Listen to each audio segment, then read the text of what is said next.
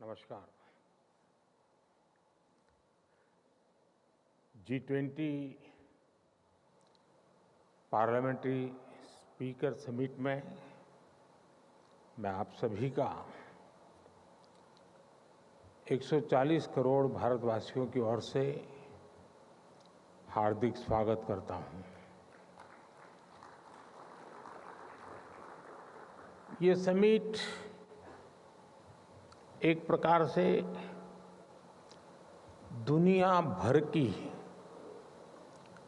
अलग अलग parliamentary practices का महाकुंभ है। आप सभी डेलीगेट्स अलग अलग पार्लियामेंट्स की कार्यशैली के अनुभवी हैं। आपका इतने समृद्ध लोकतांत्रिक अनुभवों के साथ भारत आना हम सभी के लिए बहुत सुखद है। फ्रेंड्स, भारत में ये फेस्टिव सीजन होता है। इन दिनों भारत भर में बहुत सारी फेस्टिव एक्टिविटी चलती रहती है, लेकिन G20 ने इस बार फेस्टिव सीजन के उत्साह को पूरे साल भर बनाए रखा है। हमने पूरे साल G20 के डेलीगेट्स को भारत के अलग अलग शहरों में होस्ट किया। इससे उन शहरों में फेस्टिविटी का माहौल बना रहा। इसके बाद भारत ने मून पर लैंड किया। इसने पूरे देश में सेलिब्रेशन को और बढ़ा दिया। फिर हमने यहाँ दिल्ली में ही एक सफल G20 समिट को होस्ट किया और अब यहाँ ये P20 समिट हो रही है। किसी भी देश की सबसे बड़ी ताकत उसके लोग होते हैं, उसके लोगों की इच्छा शक्ति होती है। ये समिट आज लोगों की इस ताकत को भी सेलिब्रेट करने का माध्यम बनी है। साथियों, P20 समिट उस भारत भूमि पर हो रही है जो मदर ऑफ डेमोक्रेसी है, जो दुनिया की सबसे बड़ी डेमोक्रेसी है। दुनिया की विभिन्न पार्लियामेंट्स के प्रतिनिधि के तौर पर आप जानते हैं कि पार्लियामेंट्स डिबेट और डेलिब्रेशंस का महत्वपूर्ण स्थान होती है। हमारे यहाँ हजारों वर्ष पहले भी डिबेट्स और डेलिब्रेशंस के बहुत ही सटीक उदाहरण है। हमारे करीब 5000 साल से भी पुराने ग्रंथों में, हमारे वेदों में सभाओं और समितियों की बात कही गई है। इनमें एक साथ आकर समाज के हित में सामूहिक निर्णय लिए जाते थे। हमारे सबसे पुराने वेद ऋग्वेद में भी कहा गया है, संगच्छध्वम संवदध्वम सम मनासी जानताम, यानी हम एक साथ चलें, हम एक साथ बोलें और हमारे मन एक हो। हमारे यहाँ तब भी ग्राम सभाओं में डिबेट के माध्यम से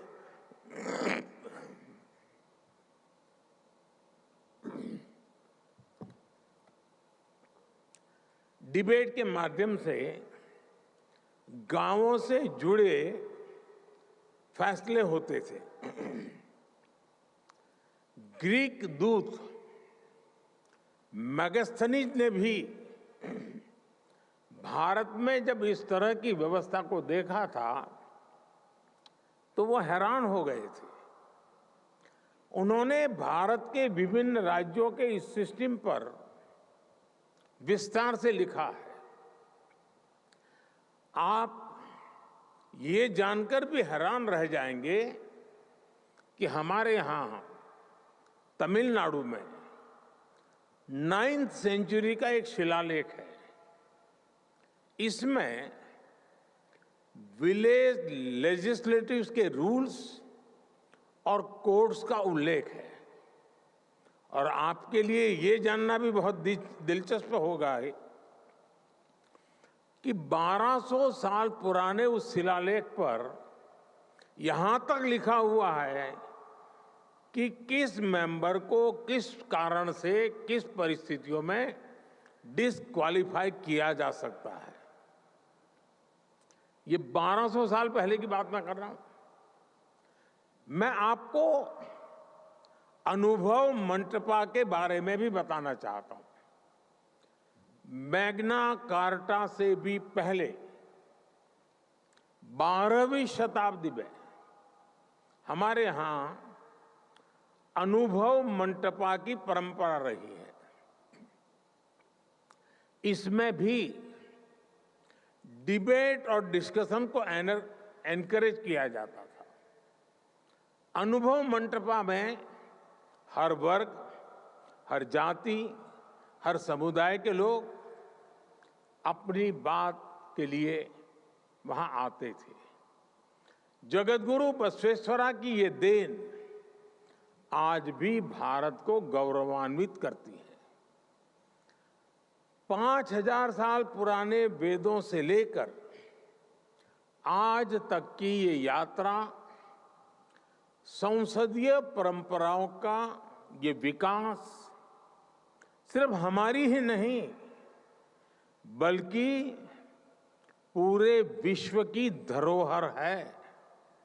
साथियों, समय के साथ भारत की संसदीय प्रक्रियाओं में निरंतर सुधार हुआ है।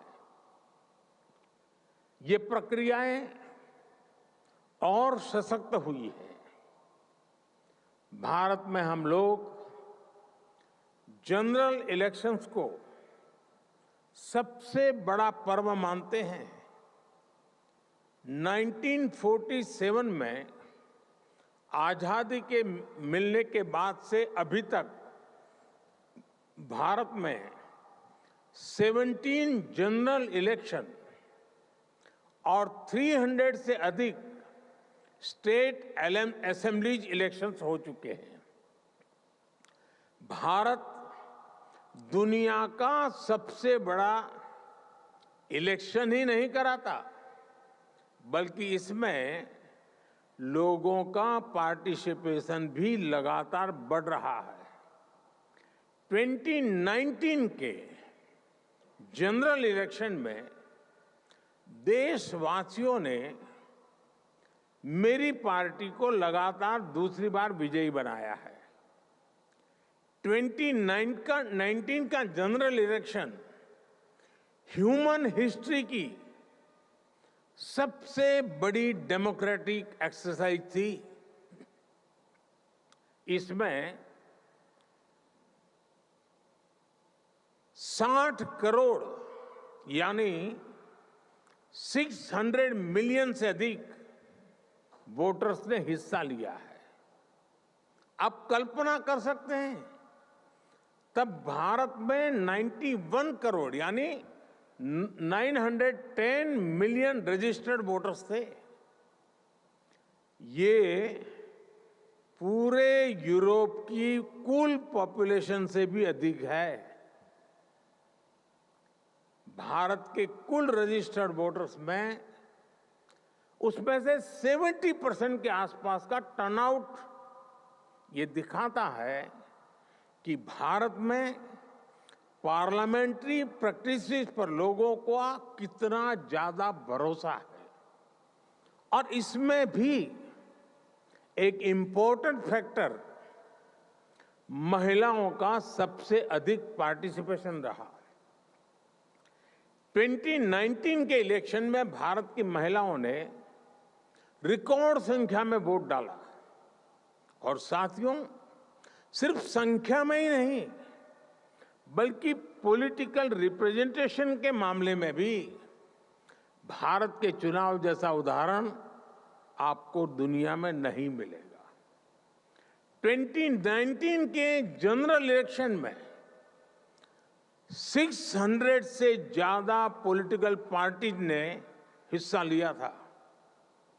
इन चुनाव में 1 करोड़ यानी 10 मिलियन से ज्यादा गवर्नमेंट एम्प्लॉयज ने इलेक्शन का काम किया था।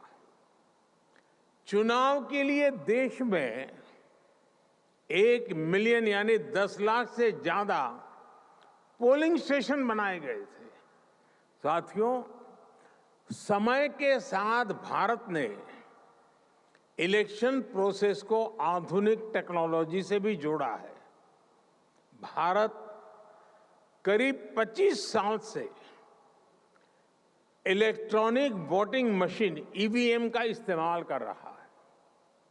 ईवीएम के उपयोग से हमारे यहां चुनाव में ट्रांसपेरेंसी और चुनाव प्रक्रिया में एफिशिएंसी दोनों बढ़ी है। भारत में वोटों की गिनती शुरू होने के कुछ ही घंटों में चुनाव परिणाम आ जाते हैं।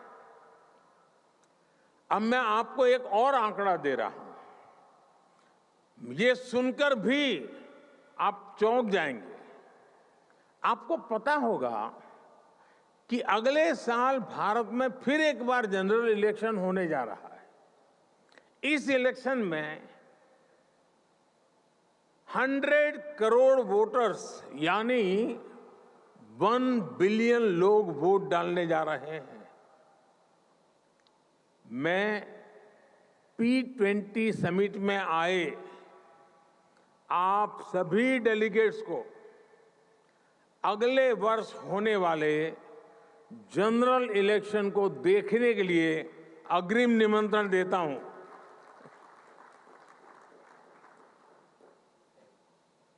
भारत को आपको एक बार फिर होस्ट करने में बहुत खुशी होगी। साथियों, कुछ दिनों पहले ही भारत की पार्लियामेंट ने एक बहुत बड़ा निर्णय लिया है, जिसमें मैं आपको आगे अवगत कराना चाहता हूं। भारत ने अपनी पार्लियामेंट और स्टेट लेजिस्लेटिव असेंबलीज में महिलाओं को 33% रिजर्वेशन देने का निर्णय लिया है। भारत में लोकल सेल्फ गवर्नेंस इंस्टीट्यूशंस में करीब 32 लाख यानी 3 मिलियन से अधिक इलेक्टेड रिप्रेजेंटेटिव्स हैं। इनमें से करीब 50% विमेन रिप्रेजेंटेटिव्स हैं। भारत आज हर सेक्टर में विमेन पार्टिसिपेशन को बढ़ावा दे रहा है। हमारी संसद द्वारा लिया गया हाल का फैसला हमारी संसदीय परंपरा को और समृद्ध करेगा। फ्रेंड्स, भारत की संसदीय परंपराओं पर देशवासियों के अटूट विश्वास की एक और बड़ी वजह है, जिसे आपको जानना और समझना बहुत अहम है। ये शक्ति है हमारी विविधता, हमारी विशालता, हमारी वाइब्रेंसी। हमारे यहां हर आस्था के लोग हैं। सैकड़ों तरह का खान पान, सैकड़ों तरह का रहन सहन हमारी पहचान है।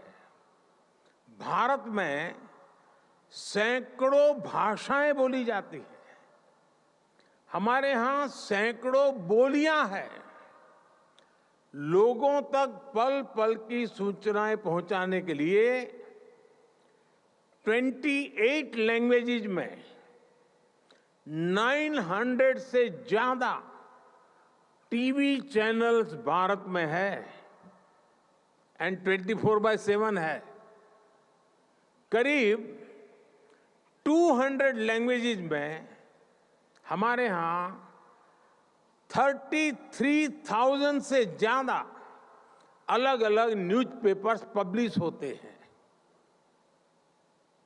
हमारे यहाँ सोशल मीडिया के अलग अलग प्लेटफॉर्म्स पर लगभग 3 बिलियन यूजर्स हैं।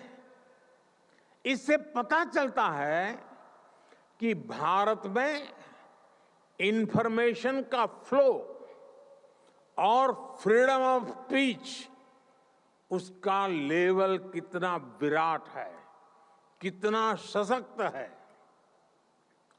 21वीं सदी की इस दुनिया में भारत की ये वाइब्रेंसी, विविधता में एकता हमारी बहुत बड़ी शक्ति है। ये वाइब्रेंसी हमें हर चुनौती से लड़ने की, हर मुश्किल का मिलकर समाधान करने की प्रेरणा देती है। फ्रेंड्स, दुनिया के अलग कोनों में जो कुछ भी घट रहा है, उससे आज कोई भी अछूता नहीं है। कॉन्फ्लिक्ट्स और कन्फ्रंटेशन से आज दुनिया संकटों से जूझ रही है। इन संकटों से भरी दुनिया किसी के भी हित में नहीं है। मानवता के सामने जो बड़ी चुनौतियां हैं, उनका समाधान एक बटी हुई दुनिया नहीं दे सकती। यह शांति और भाईचारे का समय है, साथ मिलकर चलने का समय है, साथ आगे बढ़ने का समय है। यह सबके विकास और कल्याण का समय है। हमें वैश्विक विश्वास के संकट को दूर करना होगा और मानव केंद्रित सोच पर आगे बढ़ना होगा। हमें विश्व को one earth, one family, one future की भावना से देखना होगा।